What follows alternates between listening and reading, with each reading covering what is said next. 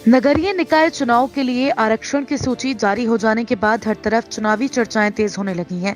उत्तर प्रदेश के जनपद मुरादाबाद की नगर पंचायत पागबड़ा में अध्यक्ष पद सीट सामान्य होने की घोषणा होते ही अध्यक्ष पद के लिए सर्व समाज से दावेदारी की जा रही है।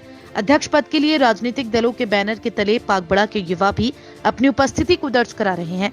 नगर पंचायत पागबड़ा में अध्यक्ष पद के लिए एक नाम तेजी से आगे बढ़ता जा रहा है और युवाओं के दिलों में अपनी जगह बना रहा है।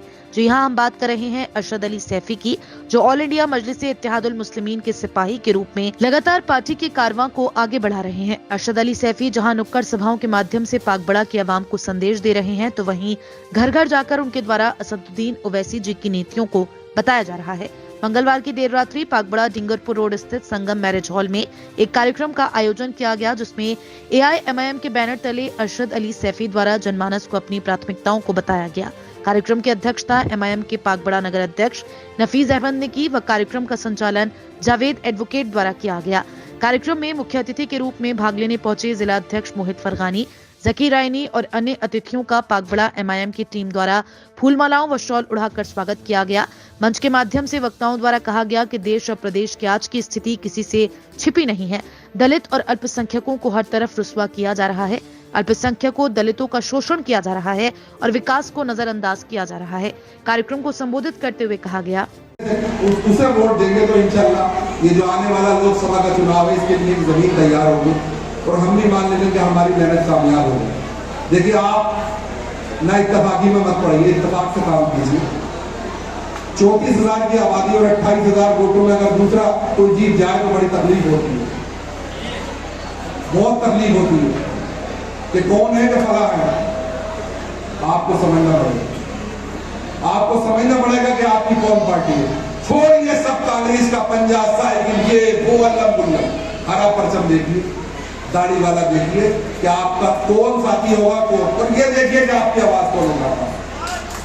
जिस दलित मुसलमानों की कोई आवाज उठाने वाला नहीं था, जिसकी कोई बात करने वाला नहीं था, आज आपके बीच में एक ऐसा लीडर, एक ऐसा कायद आया है जो दाढ़ी लगाता है, टोपी लगाता है, बैरिस्टर का जो है शेरवानी पहनता है और पार्लियामेंट में खड़े होकर जब वो कहता है कि हिंदुस्तान के अंदर किसी भी मुसलमान, किसी भी दलित या किसी भी समाज के साथ में अगर नाइंसाफी की जाएगी तो मैं उसको संविधान के दायरे में इसी पार्लियामेंट के अंदर खड़े होकर उसका पुरजोर मुखालिफत करूंगा। और 3 MP उसके सामने बैठे हैं जो उससे कहते हैं बैठ जा, और वो ये कहता है कि मेरी आवाज को कोई बंद कर सकता है। तो रब्बे कायनात है जिसका मालिक मेरा मालिक अल्लाह है, अल्लाह अल्लाह के रसूल के सिवा मेरी आवाज को कोई दबा नहीं सकता।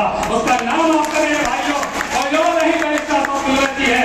मेरे दोस्तों बुजुर्गों, आज भी कह रहे होंगे इस पागबड़े के अंदर क्या करेंगे ये लोग, ये जो चंद लोग हैं, इनको वोट जगह वोट खराब करना है। कोई बड़ा हाजी होगा तो कोई बड़ा फौजी वाला होगा, तो किसी के यहाँ दस्तकारी खड़ी होंगी, तो कोई कहीं से पैदा होगा।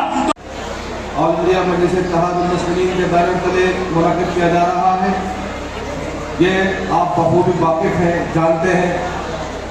दोस्तों के साथियों, मैं आपके सामने ज़्यादा वक्त न लेते हुए चंद बातें आपके सामने अर्ज करना चाहता हूं, और मैं चाहता हूं कि आप बातें यहाँ सुनकर जब आप अपनी बस्ती, अपने घरों में जाएंगे तो अपने मोहल्ले, अपने पड़ोस के लोगों को भी ये समझाने की कोशिश करेंगे कि हमें ऑल इंडिया मजलिस इत्तेहादुल मुस्लिमीन को क्यों चुनना चाहिए, हमें इन्हें वोट क्यों देना चाहिए, आखिर क्या मकसद है MIM का जो हमारे दरमियान आई है।